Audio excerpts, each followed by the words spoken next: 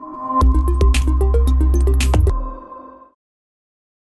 everybody, that's right, no corky intro, going straight into the wine today. Today I have the Columbia Crest Grand Estates Gold 2016 red wine. It is from Columbia Valley, Washington. It is 13.5% alcohol by volume, and I paid $13 for it at my local HEB. So apparently Columbia Crest has this thing where whenever they have some really good wines made, they set aside a couple barrels and then I guess they release it later as part of a grand reserve, or at least that's what the back of the bottle says. So I'm hoping that since this is a limited release, this isn't just a gimmick and this wine is actually decent, but we won't know until we try it. So from a color standpoint, medium ruby. Yeah, medium ruby. Not ruby, ruby.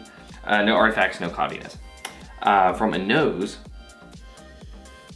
the first thing I'm getting hit with is like black plum. A little black cherry, there's a little bit of black currant. There's a kind of general woodiness about it. So there's a little bit of cinnamon, and that woodiness,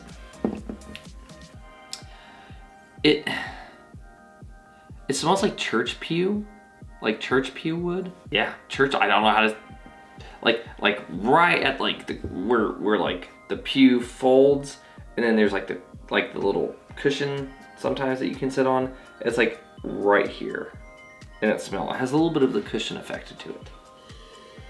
And for y'all who don't go to church, you'll just stop by one and start sniffing the pews until they kick you out. You'll understand what I mean. Dark fruits. I'm getting a hint of blueberry, maybe a touch of blackberry. Just really, really dark fruit wine. Let's go on to the taste.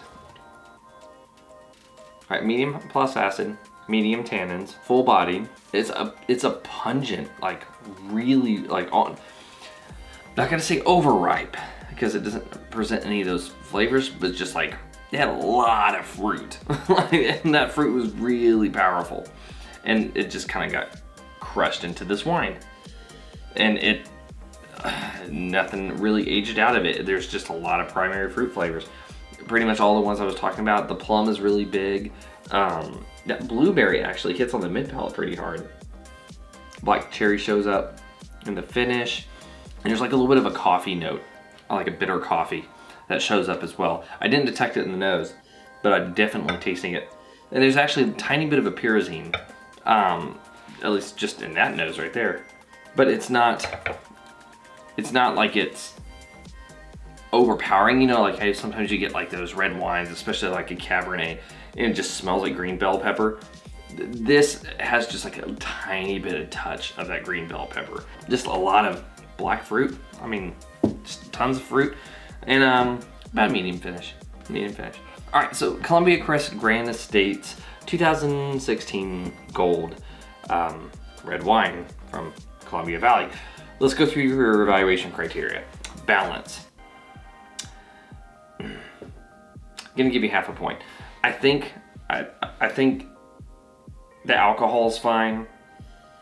The fruit is really heavy. I don't feel like there's a balance between secondary and tertiary because I'm hardly getting any of those secondary notes other than like that bitter coffee. I smelled more than I'm actually tasting, so the nose and the actual palate don't tend to align very well with me on this wine. So I'm gonna give you half a point because you're just not totally out of whack.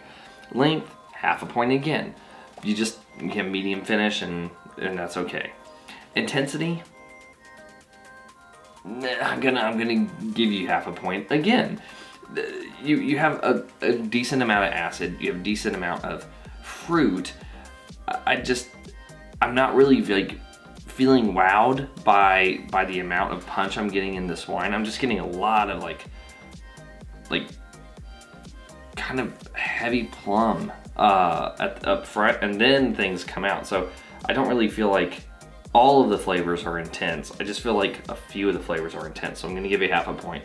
And from complexity, I'll give you half a point again. You do have a lot of great fruit, lots of different fruit clusters.